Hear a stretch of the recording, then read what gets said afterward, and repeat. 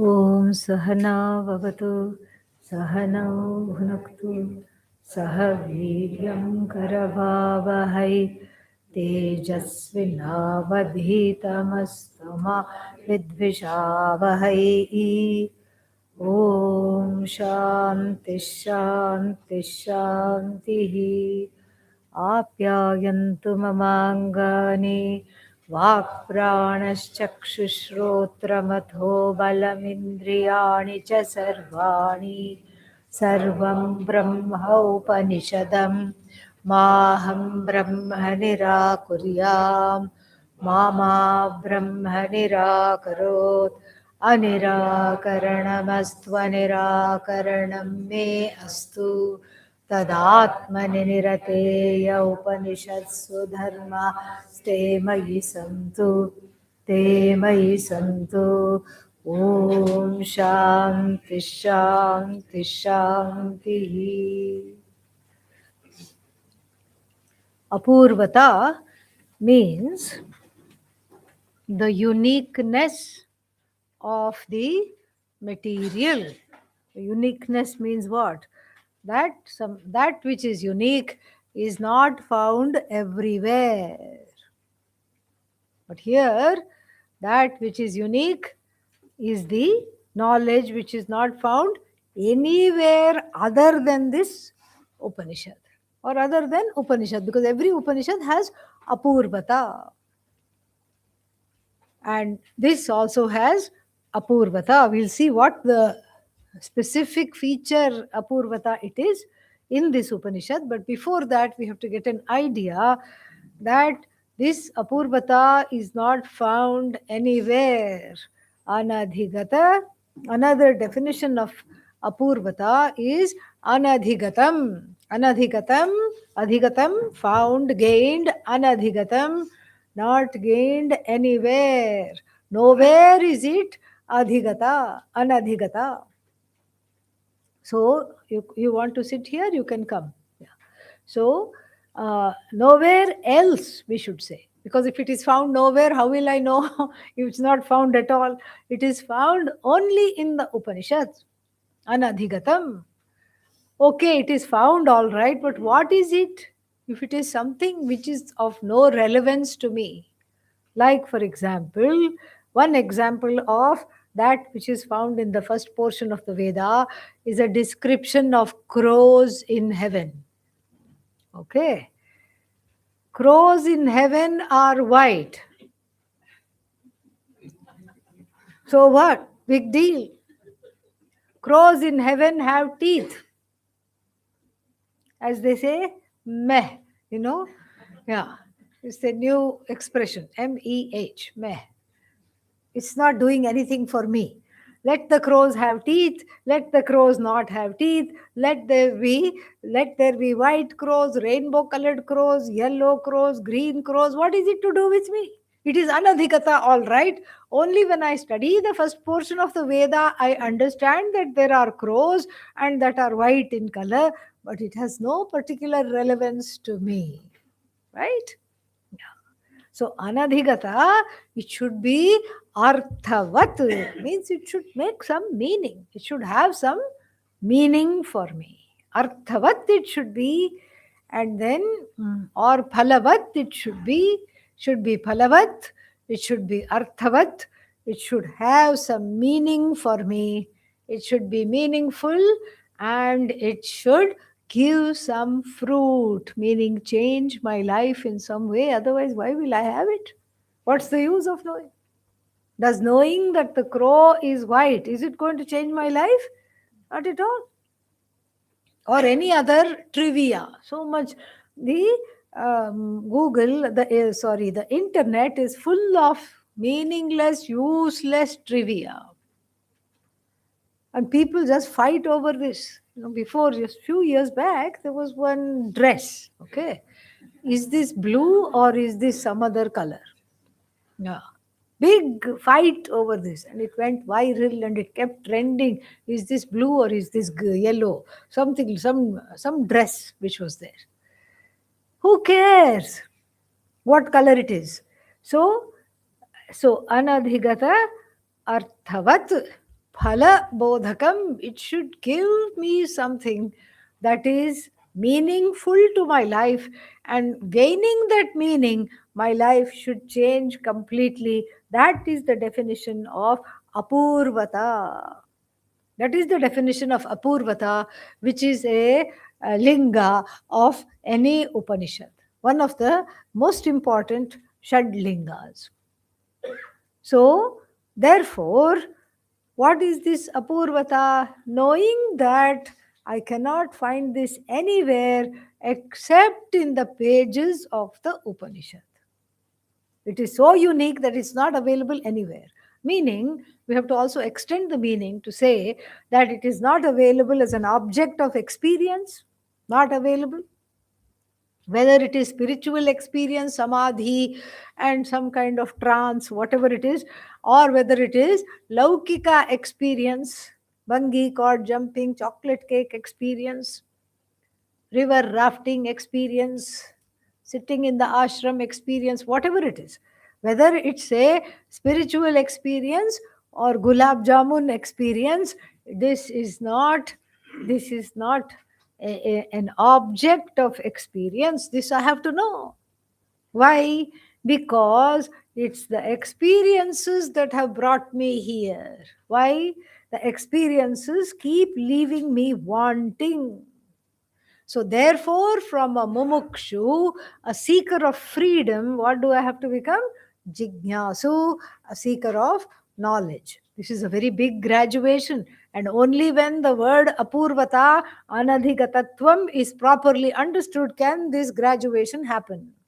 Otherwise, one has failed. Keeps repeating the same class life after life after life. Yeah, KG. This life, KG. And next life, KG. Permanent KG. And this is a very sad thing. And so, therefore, in order to not keep repeating the same problems and the same mistakes, the same adhyasa that I have done in the previous lives and I continue to do in this life, I have to get it out of my head that this knowledge is not something which is an object of experience, and the subject matter of this knowledge, aham, myself, is also not an object of a discrete experience. It is the truth of both the experiencer and the experienced, and also the means of experience. It is the truth of all three means. It is neither the experiencer nor an object of experience nor the means of experience. This is something very important. Otherwise, this triputi, this triad is a binding triad. Because if I'm hankering after the experience, what do I miss out? Experiencer. Because I'm after the experience, you can only experience how many things at one time? One thing at one time. So I want the object of experience. Okay, I want the object of experience. So therefore, I'm one of the persons in the world and I want this object of experience. I miss the experiencer. No, I'm now spiritual. I want the experiencer. Then what is the experience? If it's away from the experiencer, then again we have duality. We cannot say we have non-duality at all. We cannot say. So then There are three things in every experience. There are three things in every knowledge, in every experience. There are three factors. One is I, the experiencer, and the other one is object of experience. And what is the bridge that connects me to the experience, to the object of experience? Means of experience. Do I see it? Do I taste it? This is what it is. So all three are Param Brahma. And what is Brahman? Is Brahman the experiencer? Is Brahman the experienced? Is Brahman the means of experience? None of them, because all three it sustains, and therefore it cannot be any one of them. This is what I have to understand if I have to understand the concept of Apurvata. Not only is it not available anywhere else, it is not an object, number one. Number two, that this knowledge that I want, which releases me from sorrow and anxiety, is not an object of experience. It's not at all an object of experience, and neither is it the experiencer, or nor is it the means of experience. It is that underlying truth, the adhisthana of all three, which is not any one thing in particular. Second thing to understand. The third thing to understand is that by action, I don't get this. I have to go to the realm of knowledge, because you see, it's not enough to be a mumukshu. Everybody in the world is a mumukshu. Even the fellow selling pani puri is a mumukshu outside the ashram.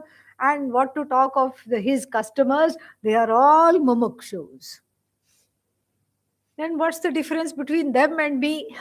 They are outside the ashram, I mean, and I am inside. What is the difference between them and me? They are seeking freedom through any means whatsoever.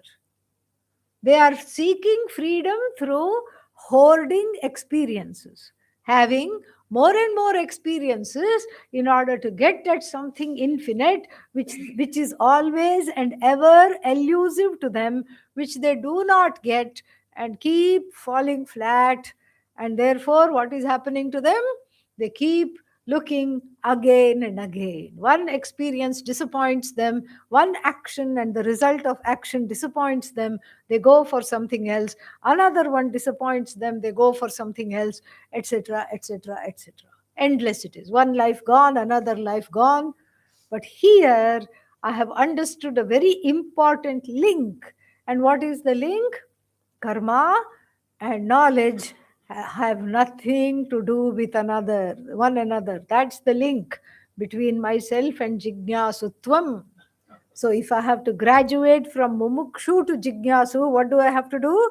See that karma binds, knowledge frees. How does karma bind? Because I'm forced to experience karma phala. That's how it binds. Because once I do the karma, what happens? Karma phala will come. Avashyam bhavitvat. Because karma phala is invariable when the karma is done. When action is done, the result of action will follow. Like that person who was here from somewhere in Europe. He came, a great mumukshu, and he came from Europe. He was very much taken by our ways, and he wanted to learn how to do namaste and greet everybody. So he went around saying, Namaste Swamiji, Namaste to you, Namaste, Namaste. And everybody was very polite and they said Namaste. And then one time he asked, when you do Namaste, the noise doesn't come. When I do Namaste, there is a noise. Why? Why is there a noise when in my Namaste? What to tell him? Because karmani eva adhikarahate ma phaleshu kadachana. You have to say, only once you have set the karma in motion, if you have forcibly brought the hands together, the noise is an inevitable and absolutely inevitable what? Result. Definitely it's the result. Inevitable result. That's why we had to tell him, your namaste is different from our namaste. Because once you have brought the hands with such force, the knowledge will invariably ensue. Karma means karma phala. Result of action will be there. And okay, let it be there, so what? You can't say, because to whom does the karma phala accrue? To the person sitting next to you? No. To you yourself it accrues. It doesn't accrue to the neighbor. It accrues to you. You have to deal with the fallout. This is karma fallout, not karma phala. Karma fallout. The fallout of karma is this. You have to deal with whatever you have reaped. And the reaping is in the hands of what? In your hands, yes, but the karma phala is given by Bhagavan. You don't have a say over the karma phala. So therefore, you have to deal with the cards that have been given to you. So karma binds, because you have to deal with the karma phala. No, I don't like this karma phala. Okay, then what will you do? More karma. Then what will you get? More karma phala. More papa, more punya. And then more papa, more punya is equal to what? More punarjanma. This is how karma binds. This is the third thing we have to know before studying any Upanishad, is that karma binds, whereas knowledge frees. How does knowledge free? This is very important also. Knowledge frees because what you want to be, thankfully, is already what you are. Seeker is sought. So the distance between the seeker and the sought is not in terms of time, not in terms of space, but in terms of self-ignorance. Self-ignorance gone, the seeker is the sought. Sitting on a treasure chest, I have a begging bowl in the hand and I'm crying bitter tears. Oh, I'm so poor, I can't afford anything. Where is my food? What do you tell this person? Please stand on one leg and do tapas. You will get. Please pray to Bhagavan. Please do something. All those are sadhanas.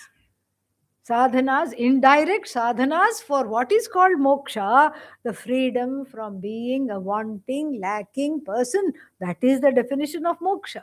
Freedom from leading a becoming life. That is the definition of moksha. So to stop being a wanting person, what do I want? Ironic. I want to stop being a wanting person. And what does the Shastra say? You are not a wanting person. That's all it is. I have to understand that. I have to understand how exactly it is unfolded. This is what I have to understand. How are you going to get this knowledge? Tell me. How are you going to get these three things? That it's not an object of experience, that I have to go from the realm of experience to knowledge, and that it is, it is not connected to action, and it is connected to knowing the truth of myself. How are we going to know unless we study the Upanishad? Unless we study the Upanishad, we don't know. And so therefore it is said that this is what is anadhikata. Through no other body of knowledge, you can get this. And the reason is very important, because in every other body of knowledge called aparavidya, the various branches of relative knowledge in the world. In the world, there are branches of relative knowledge. Relative knowledge means physics, and then chemistry, biology, botany, microbiology, history, civics, sociology, psychology. These are all branches of knowledge. They are all avatars of Goddess Saraswati. And they are important to lead the life. But they cannot give me what I want, freedom from sorrow. They cannot give me that. Why? Because they themselves are infinitely finite. They are infinite because they share the same DNA as Bhagavan, from which they have come. Bhagavan infinite, knowledge is also infinite. But infinitely what? Finite. How is it finite? Because it doesn't give me what I want. But the lover of these kinds of knowledge is the lover of Ishvara, because in that Every scientist, every researcher, every person who is doing their PhD gets in touch with Bhagavan. Right there is Bhagavan. Because you go deep into it, there is a subject object fusion. There is a fusion of the subject and object, and so therefore there is nothing else but Ishvara. There is a oneness there because you are looking deep into the manifest universe, which is non-separate from Ishvara, and therefore you are thriving because of this oneness. But the more you find out, what is there? There is more and more and more to find out. It is an endless thing. I don't want an endless quest. What do I want? I want to put an end to this quest. This is what I want. And so, therefore, the Upanishad tells us that it is not, this knowledge is not available anywhere, because every body of knowledge is confined to its particular area of operation, geography. So it will study whatever the subject matter is. Psychology, it will study the mind. Even if it is knowledge of the relative aspects of the self, then also there will just be certain kinds of study. That's all there is, certain kinds of study. And all that is what? Is to be seen as not fulfilling ultimately. Because it is other than you. It can never become one with you. The geography professor who is teaching geography for a long time doesn't become in the form of a rain cloud. Brahmavit Brahma Bhavati. Geography with geography Bhavati. No. Doesn't come and rain all over the students because became one with the knowledge. Not possible. You will always be the knower, and that which is known will be separate from you. This knowledge is anadhigata. This knowledge has apurvata because of the oneness of this knowledge with your own nature. So the knower of Brahman is who? Non-separate from Brahman. Knower of Brahman is Brahman. Non-separate from Brahman. Cannot be anything else other than Brahman.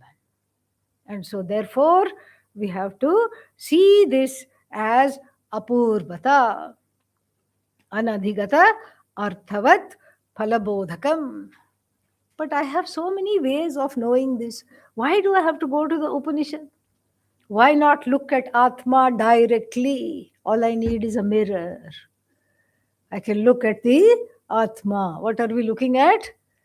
Body. I can look at myself psychologically. What are you looking at? Mind. I can look at myself through so many lenses. How much I know, how much I don't know, how much I have, how much I don't have. These are all again relative knowledges, not absolute.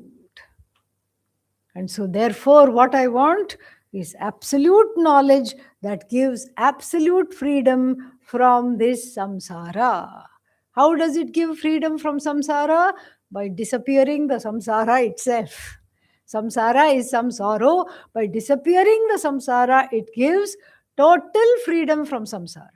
Total freedom from samsara is by not relieving oneself from samsara for a little while, but showing that samsara ultimately is a figment of my own imagination. All that is there is the Jagat, and the Jagat is Ishvara. I am Ishvara, and then what else? The other jivas that are there in the Jagat are also Ishvara.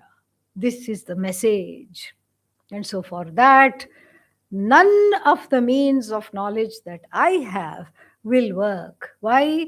The Upanishad has apurvata because it is a special means of knowledge, tailor-made for my ignorance, customized means of knowledge for my own ignorance. This has been tailor-made. Very, very beautiful. Very, very, very, very important. Extremely important to understand. Extremely beautiful. That the Upanishad cares so much that it has crafted, the second portion of the Veda has crafted a customized program for me to come out of this samsara only for my ignorance, only to take care of my ignorance.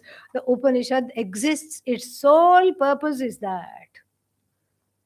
I can't, the pratyaksha pramanani are useless. What are the pratyaksha pramanas? Sight and hearing, smell, taste, touch. Useless. Why? Because the Atma is not subject to touch. Can you touch the Atma? You can get all Vedantin on me and say, whatever I touch is Atma. But you can't. But does the Atma have a certain texture? This is what I'm asking. What do you have to say? No. Does the Atma have shape, form, color? No. Does the Atma have a certain smell? People say this, people don't know what they're talking about, and somehow they come to these world parliament of religions and everything. And it is our karma to sit next to them on panels and listen. Atma has a unique fragrance. I heard somebody say this, Satyamidam. And Jnani will exude that fragrance. What is this? Jnani is a perfume factory or what? Yeah. This is what. And somebody else said, Atma is a unique experience. Sweet dripping juice comes from the Sahasrara back to the back of the throat. It is dripping. It's constantly dripping, so enjoyable. I got worried when they said that. It could be cerebrospinal fluid leaking. Better get yourself checked up. No, don't think this is Atma experience. Somebody else says Atma can be heard. It's a special sound. What do you mean special sound? What is it called? Anahata. What is anahata? Soundless sound. Soundless and it is a sound? Yes. Is that sound to say that it's soundless and a sound? Yeah. Soundless sound. When experienced only in the deepest recesses of meditation. We have told you many, many times, any sound you hear in meditation is what? Digestive juices adjusting themselves, telling you it is close to lunchtime or breakfast. Gudu gudu gudu gudu gudu. Kuru kuru kuru kuru kuru. That's all will come. Yeah. If you hear any other sound, it's hallucination. Please get yourself checked up. That's all it is. How can it be a sound? If it is one sound, then Atma cannot be any other sound. In Atma cannot be any other sound. If it's only one particular sound experienced at this particular time of meditation, then what will happen? It becomes what? Limited or limitless? Limited. So I know already many, many limited things. Have I transformed from my sorrow and anxiety? Absolutely not. So knowing one more limited thing and one more limited experience, one more limited sight, one more limited sound, one more limited fragrance, what is that going to do to me? This much we have to be able to have this viveka. This is what is important. So pratyaksha pramana, we have to take a hanky and wave goodbye. When it comes to atma jnanam, pratyaksha pramana, tata. No use. No, but I have other means of knowledge. What are the other means of knowledge? What else is there? Inference. One step inference. If the roads are wet, what is the inference? It must have rained. Because I didn't see the rain. See, inference, all these are secondary pramanas. Primary pramana is pratyaksha. All of them are based on pratyaksha. Because you see the wet of the roads, that the sight is involved, and you infer what? It must have been raining. When I was asleep, it was raining at night. That's the one-step inference. I can also infer the Atma. One-step inference. I think, therefore, what? I am. That means in sleep, do you think or not? Do you think in sleep or don't think so much about it, okay? Yeah. In sleep, do you think or not? No. If you don't think in sleep, by this maxim, you should not exist. Are you non existent in sleep? No. You are very much there in sleep because you come the next day and tell me, Sukhamaham aswapsam, nakinchid avedisham. I slept very well, I did not know anything. You tell me that. That means you were there in sleep. So if you are there in sleep, then that means what? I think I am, bye bye. Inference is not a means of knowledge that will help me to know the Atma. It will not. Inference, Tata. And in Sanskrit, in the Shastra, we tend to be very specific about certain things, and we have another type of complex inference, multi-step inference. Multi-step inference is called arthapattihi anyatha anupapattau. Not possible any other way. The parents of all teenagers know this very well. Where were you? I was studying with a friend. I called all your friends. You were not there. Where were you? No, I just stepped out to get something to eat. With who? With so and so. I called them. They were at home. You were not. You see? Yeah. Busted. So this shows what? Multi-step inference. Many steps are involved, but same inference is there. What is the inference here? You were not where you said you would be. And I know that. And so like this, all the medical advances are because of this multi-step inference. If it works on a rat, it should work on you. Yeah. No problem at all. Yeah. Same thing. Yes. Once in a while, you might have a tumor, but that's okay. It happens once in a million people. This is Anumana Arthapatti. Tata. And what else is left? Upama. Don't confuse with what is given for breakfast, okay? Yeah.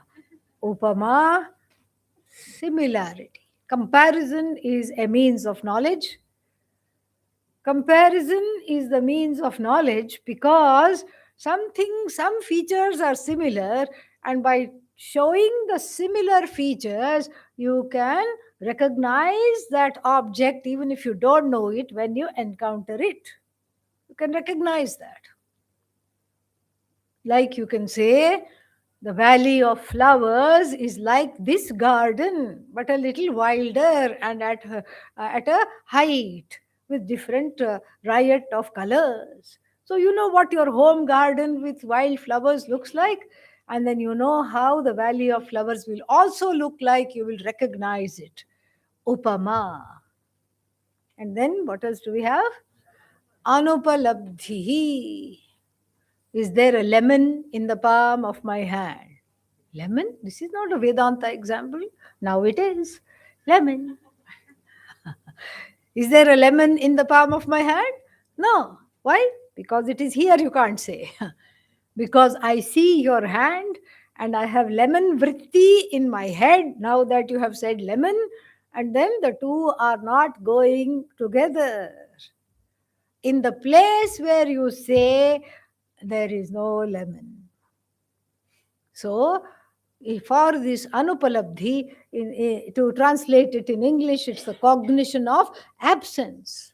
Cognition of absence is a very important means of knowledge.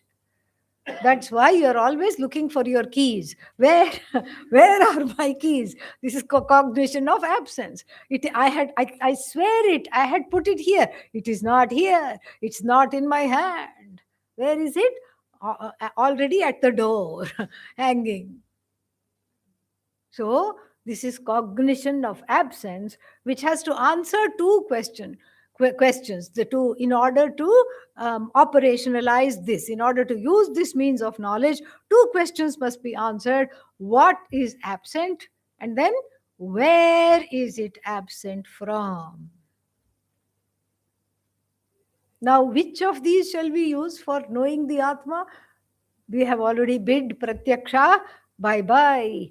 Anumana, Atma must exist. Why should Atma exist? Because there is an elephant outside. This doesn't make any sense. Because Atma cannot be an object of inference, because we are trying to understand the truth of the inferer. Anumana, Arthapati, we are trying to understand the truth of the inferer, and the truth of the object of inference is one and the same. How are we going to infer that? You cannot infer the inferer. The inferer is already an established Svata Siddha fact. So therefore, all types of inferences, tata, gone. Then what else is left? Comparison. How many things do you need for comparison? Two. How many Atmas are there? Yeah. My Atma is like your Atma, mine is a little fatter. Can you say that? No? For comparing, you need two things.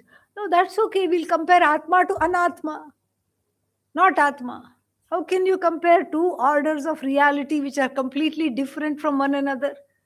Like comparing the person with their shadow. What kind of a comparison is it? Is the shadow a separate entity? No. Is everything that we call the Jagat, is it separate from the Atma? No. So how can a comparison be possible? Because they are non-separate from each other. One is just a projection of the other. The Jagat is a projection of the I, the Atma. So therefore, comparison is not possible, especially because it's an as-though projection, as we are going to find out. Not possible. No comparison. Atma is beyond compare. And then what else is left? Oh, I know, Anupalabdhi. Atma is not there, because if I can't cognize it, what is the conclusion? It must not be there. Says who? Atma. You can't say it is not there. Why? Because if I say Atma is not there, it's like a child saying, I'm not hiding behind the couch. Don't look behind the sofa. It is advertising its presence. I cannot but advertise my presence. Even when I say I'm not there, what am I? Not there. Very much there. You cannot negate the negator. You cannot escape from the negator, and the content of the negator, the truth of the negator is you. The truth of that which you have negated is also you. The means of that negation is also you. Nothing other than you. It's you all the way. Short shrift of all ways of knowing. That means what? Somebody came to the bright conclusion. Atma cannot be known. It just, sometimes by some grace of the Lord, some people know. And those who know don't talk. Those who talk don't know. And then they will talk for 2 hours.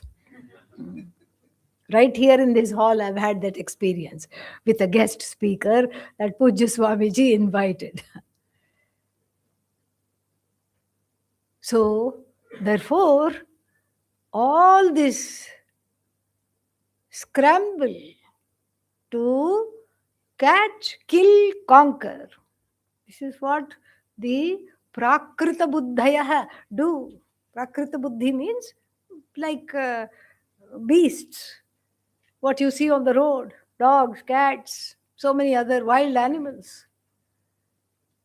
Catch, kill, eat. This is their whole life. And in between they reproduce. And they teach the young also to do what? Catch, kill, eat. This tendency has not gone, even though we have learned to wear clothes, we have to learn to wear perfume, makeup, all this. Inside is what? Catch, kill, eat tendency, very much alive. This is the pravritti, this is the kind of orientation to everything in life. Me first. Before you go catch, kill, and eat something, I am going to catch, kill, conquer.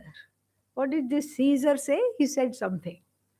I came, I saw, I conquered. Yes. That's why his name is Caesar, the one who seizes. Okay? The one who tried to seize everything. So this is what is everybody's tendency. He was just open enough to say it. Everybody. I came, I saw, I conquer. I want to conquer. I want to get it. I want to have it. I want to hold it. I want to conquer it. I want to kill it. I want to catch it. I want to master the Atma. No, no, no, no, no. Not possible at all. Because all the tools of mastery are tainted with duality, are tainted with Atma Ajnanam. And as one wonderful writer said, from the writing about the experiences of slavery in the United States, she said, the master's tools cannot dismantle the master's house. Meaning, the tools crafted as part of the oppression cannot take down the oppression. How is that possible? Here too, the oppression is centered on the I, and the oppression is because of all these means of knowing. I see what? Something is different from me. That becomes the cause of sorrow. I infer that I'm not loved. That becomes the cause of sorrow. I compare myself to everybody and everything and come short and come to the foregone conclusion I am a wanting, lacking being. That is the cause of sorrow. These are the tools. These are the tools of oppression. And these tools of oppression cannot redeem me, cannot give me freedom. Therefore, what? I need tools from outside. Outside of this scheme of things. Outside of this catch, kill, eat. See, come, see, conquer mentality. This is not a knowledge that can be eaten. This is not a knowledge that can be conquered. This is a knowledge that I need to allow myself to be conquered. That is the knowledge. And so the orientation must be completely different for this knowledge to bless. That's why this is a knowledge that it is its own pramana. We have pancha pramanani, these 5 pramanas that we have discussed. None of them is capable of knowing the Atman. None of them is capable of knowing myself. Therefore, I need a pramana coming from outside. I need a pramana coming from outside. And what is that pramana? Shabda pramana. Shabda means noise, noisy pramana. No. Shabda here means words. Words of what? Any words? Words of the Upanishad. That is what is apurvata anadhigatatvam phalavat arthabodhakam pramanam. That is what it is. Definition of pramana is that any pramana, whether it is the pramana I handle or the pramana that handles me, must have these 3 things. It should not be available anywhere else. What it does, no other pramana should do. And then it is meaningful for me, and it gives me the fruit. Pramana phala should be there, even if we take sight. So can I say, I'm not seeing very clearly today whether this is a flower or a mango. I cannot tell. My eyesight is blurry. Therefore, let me put it to my ears and let me get a sense of what it is. Can I do that? Eyes have copyright for form and color. Eyes are copyrighted. You cannot use even your other pramanas for that. You cannot say, I can't see, therefore I will infer. Not possible. You will make a wrong inference. It will be a dushta pramana, wrong pramana. And badly behaved pramana it will not give the fruit. Pramana phala in the form of the sight of the flower will not take place if the wrong pramana is used. So every pramana is a king in its own realm. The eyes are the monarch of everything having to do with form, shape, color.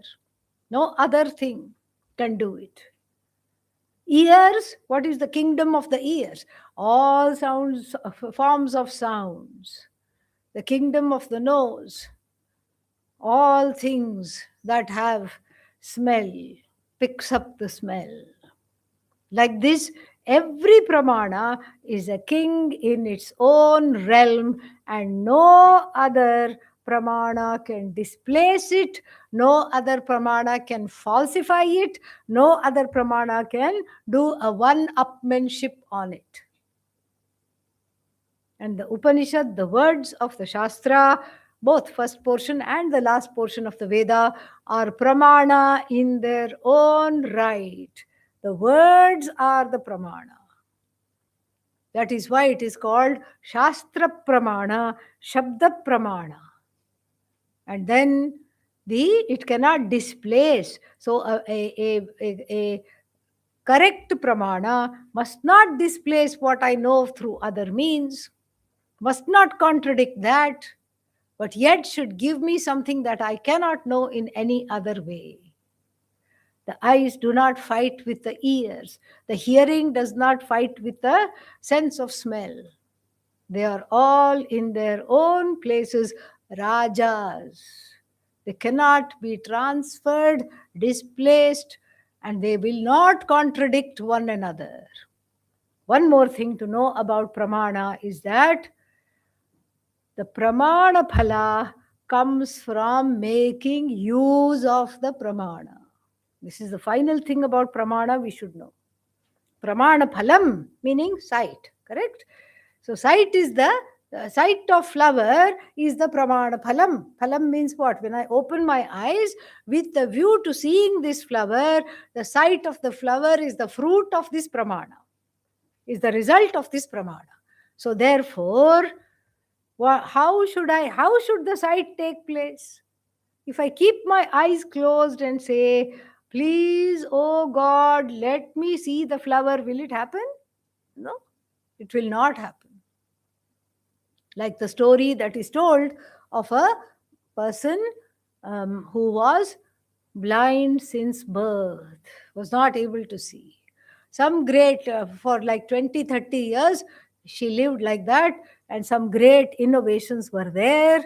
And then they found that there was what's its name? Surgery she could have where the sight would be restored.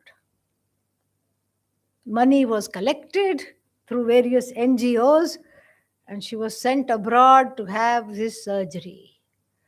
Surgery was done. The doctor was very happy, and they said the corneal transplant or whatever they did is successful, totally successful.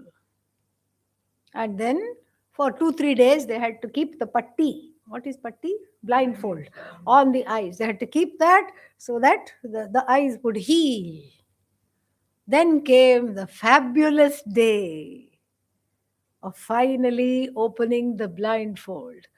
30 years she had lived in the dark, literally, not knowing color, not knowing form, not knowing light even. What is light? Nothing.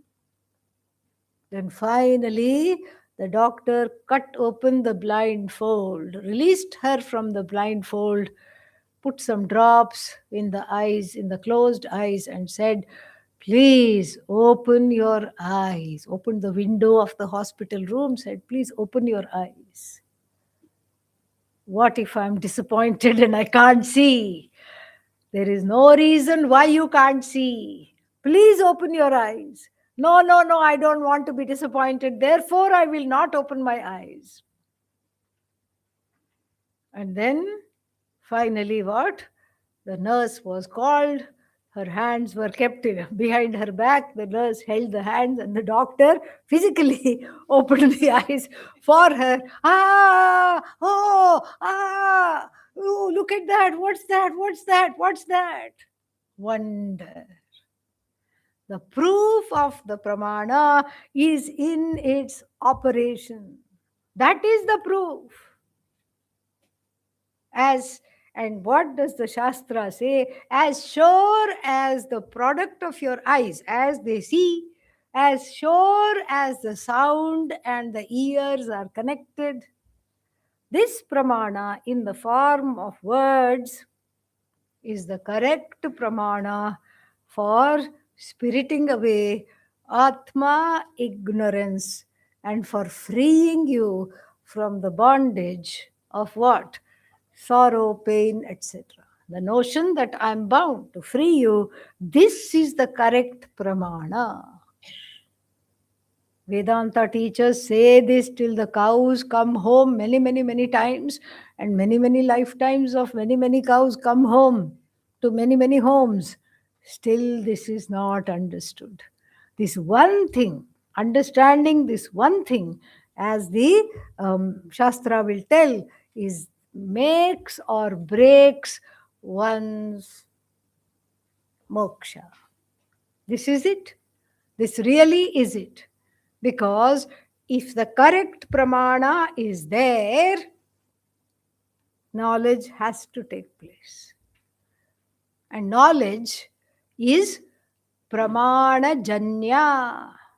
Knowledge is pramana janya, is born of a means of knowledge. And then this pramana janya knowledge, if the correct pramana is there, the correct knowledge is born if you use the correct pramana. There is no way the knowledge cannot take place. If I say, please look at this lemon, but please don't look at my face, you cannot oblige. Why? Because the lemon is right in front. Face is right in front, you cannot but see. Similarly, exposing oneself to Shastra Pramana, one cannot but see. But yet, we are here much longer than Shvetaketu saying what Shvetaketu said. Bhuya eva bhagavan vijñāpayatu. Oh, revered sir, please tell me this again. Please tell me this again. Please tell me this again. Again and again and again. Retreat number 1. Retreat number 2. Retreat number 3, 4, 5, 6. Okay, don't worry, there is 2027. Retreat number 1. What to do? Why is there an obstacle? Why is there a distance? Why is not knowing the Atma as easy as saying, I see this flower. With my little eyes, I spy this flower. Why is it not so easy as saying that? Because the Shastra needs a medium. The Shastra cannot speak directly because it is a parampara. It is a live pramana. The potential, the Shastra is a pramana, but it has to be activated. Like even that, what do you use to make bread? What is it called? Yeast. So the yeast in a dabba is Shastra pramana. But then when you put the yeast in warm water and then it starts to get all bubbly, that is Shastra pramana operated by Ācārya.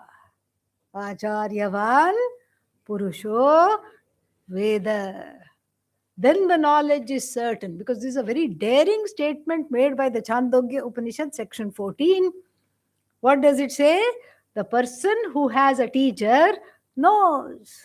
That is its confidence. The confidence of the Shruti is just having the correct kind of teacher, meaning the one who is, we'll see all that, the one who has been taught by his or her teacher, Shrotriya, and the one who is not having other things to fry.